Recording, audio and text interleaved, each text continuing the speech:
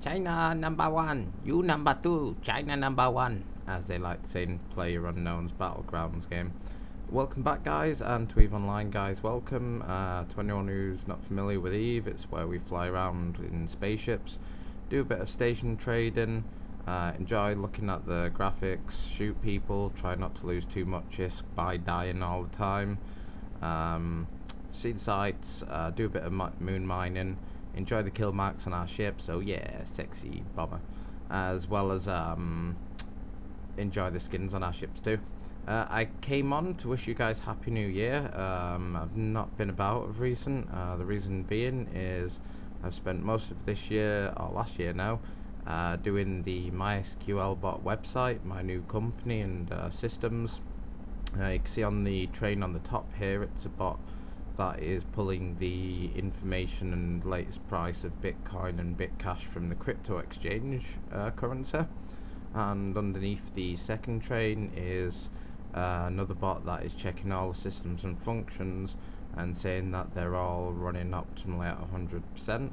And there's me underneath explaining to customers and students that we're here to provide helpful bots to companies for their MySQL systems, as well as teach anyone who's interested in botting or learning how to bot and using the technology. If you are interested, do let me know, give us a shout anytime. Today I wanted to talk about a new Chinese diesel heater that is starting to appear on the market, an air heater. This one's quite an interesting one, and I've been looking at it. It's £300 to be bought and delivered to the UK, which includes packaging and duties. It's sold on eBay, and you can see the Alibaba description right up for it. At the bottom of the system you have an air intake for the diesel burn chamber that's inside the system. It's a big box that burns the diesel. An air exhaust for diesel burn chamber is one of these pipes too, as well as a fuel pipe inlet to go to the diesel tank, which comes with the kit. Here you can see the diesel tank as well as the other parts for the kit. The silver pipe is the exhaust pipe that goes outside, and you can suck the air inlet to the system to feed the burn chamber from in the house or outside of the house. As well, at the bottom underneath we have the wiring to go to the controller and the power supply. This system starts off at 12 volts and is 12 volt 8 amps, and then once it's been heated up in the chamber and the fuel's burning appropriately, it then drops around down to 12 volt at 3 amps, so that's what 36 watts as it's ticking over. The air comes in on the left side from the house, or you could probably pipe it from outside of the house too, but you might as well pipe it from within. That's your fresh air that's gonna come in on the left side of the system. It's then gonna be sent by a fan and blown over the middle of the system, which is the burn chamber side of the system, this bit. Where it's then heated up and then sent out the right side of the system and fired through by the continuous fan that is on the left side of the system, sucking fresh air in, and that then just goes into your house and heats up your house or motorhome or shed or whatever you'd like to use it for. This system's great, guys, because it already starts with a 2 kilowatt, 5 kilowatt, 7 kilowatt setting, low, medium and high, which is pretty high output. It has no moving parts, so you don't need to keep it lubricated. You're not worried about it heating and shrinking and heating and shrinking and finally cracking on you. While it's got a simple burn chamber, so if the burn chamber is clogged up at any point, you can just unscrew it, clean it out, screw it back together, and it'll work as good as day one. The board that manages the system is good for safety. That's the key one really here, as well as it drips fuel efficiently. So you've got the 2, 5 and 7 kilowatt settings, so you can really keep the fuel take down. And as I said before, it's got no lubrication oil like a generator, and it's easy to clean out every few years. This then becomes, guys, like you've got a cast iron stove that you're really stoking up to get the heat up in it, and it's not like you've stoked it up and you're letting it burn down over say 4 hours and then gonna re-top it up, or it's not like you're sitting around it keep continuously feeding, you know, the burn chamber of the cast iron stove the wood to keep it at peak temperature. You've actually got the system doing it all with the careful intake of the fuel and the electronics managing it all at the same time. As mentioned before, at the bottom you've got the exhaust as well as the intake for the burn chamber in this system, and a few folk online have been playing around with this, collecting some great data. One Up the Sleeve Customs as well as David McLuckie have been doing some great work on this. There's their channels there, guys. And off the back of their research, I've been pondering on this myself. My question was, could you use the exhaust heat from this system to generate electric, and if so, how much would it cost compared to solar, and how efficient or inefficient would it be?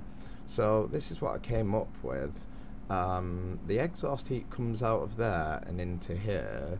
This is my version of a Peltier electric generator, and Peltier plates work in little refrigerators where you put electric through them, and they take heat from one side of the Peltier plate and spit it out the other side.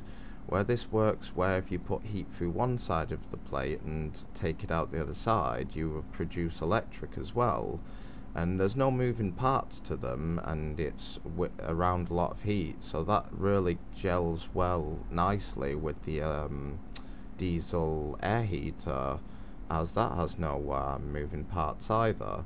So this is what I came up with. It's a 900mm long aluminium box with Peltier plates on the outside, covered by jackets, aluminium water cooling jackets.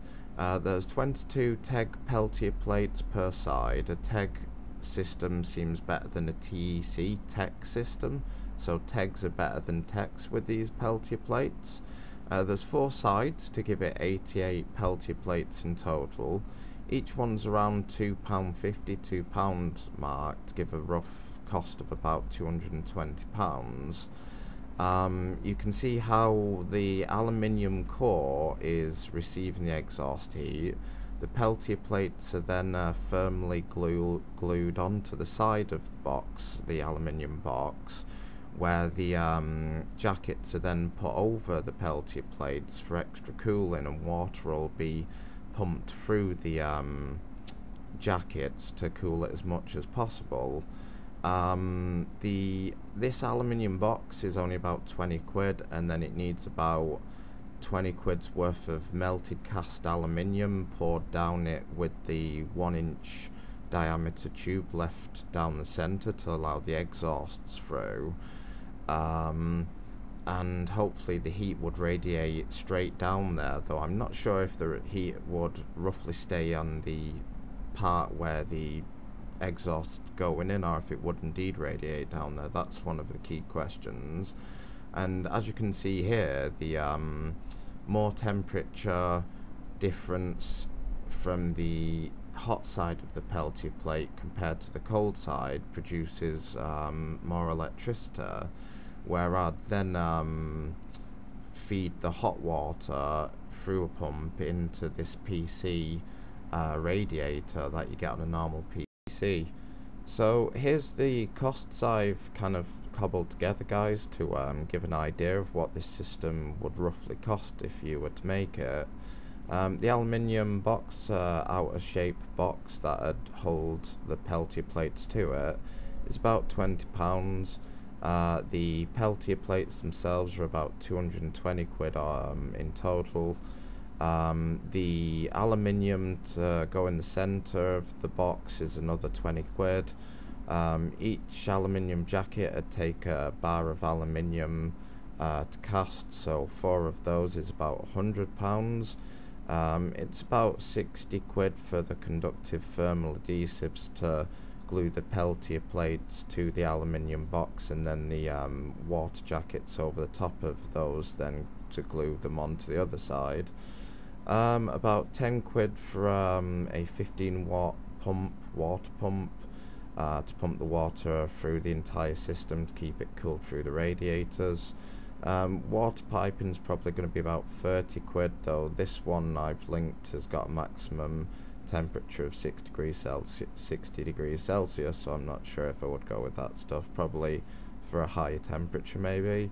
The water radiators, if you really wanted to go overboard with it, I'd put about 8 water radiators on the system, 1 at each end of the system coming off each of the pipe holes as I pump it round. That'd be about 120 quid though, so it'd be nice if I could drop that price. Maybe a bigger radiator off a car or something could be handy. To give a total rough cost of about £570, with an estimated output, depending on how efficient this thing would actually be, because God knows what the answer to that would be on this. We'd be aiming for 3 volts, 300 milliamps to 4.8 volts, 700 milliamps per Peltier plate. Be after getting off that about 12 volt at 6.6 amp to 12 volt at 19.6 amp. Notice how that efficiency per Peltier plate with the voltage and the milliamp hours really shoots the 12 volt amp hour capability and wattage up.